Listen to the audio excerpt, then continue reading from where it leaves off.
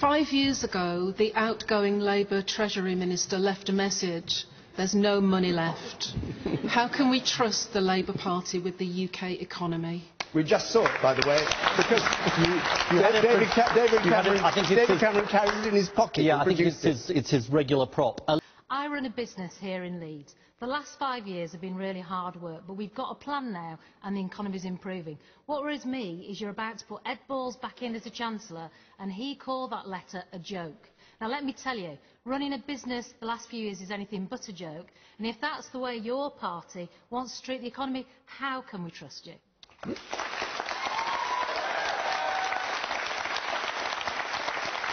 Well, let me tell you very specifically what I think we need to do for businesses like yours. And this does go to the big choice at this election. There'll be some people who tell you that the way we succeed as a country is as long as a few people at the top do well and large corporations, that's what powers the economy.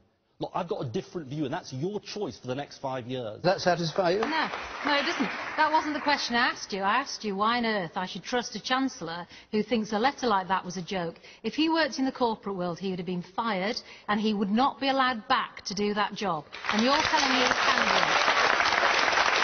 I've just got a really simple question. Yeah. Do you accept that when Labour was last in power, it overspent? No, I don't. And I know you may not agree with that. But let me just say very clearly... Even with all the borrowing, year on year on year? No, I don't. Let me tell you. Because there are schools that have been rebuilt in our country. There are hospitals that were rebuilt. There were Sure Start centres that were built, which would not have happened. Australia didn't suffer this. Canada didn't suffer this. Some of the other major countries didn't suffer. This country suffered because Gordon Brown sold gold just to prop up the social services.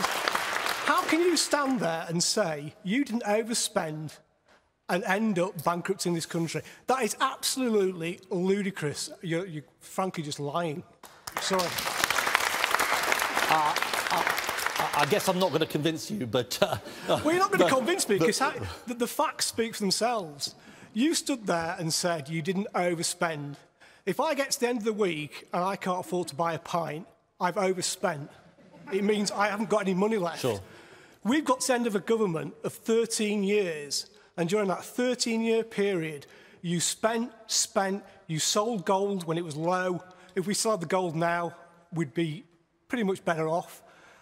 You can't stand there and say... Can I just come back on the point that you made? But just, as I said, I think I'm not going to convince you. Point being that it's a millstone around your neck, what happened under the last government. Let me come back on this, because you said something very important, which is that some other countries didn't suffer from that. Now, that's because they were less exposed to financial services. So I'm sorry, I mean financial services. Financial services actually put millions and millions and millions of pounds into this country.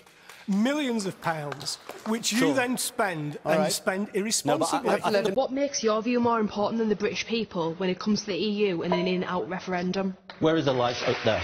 It's actually Alicia. Sure. Alicia. I'm sorry. It's about leadership, Alicia. It's about leadership and what I want to achieve as Prime Minister. Supposing she wants her voice heard. Yeah, so your view's more important than mine and everybody else here? Well, it isn't...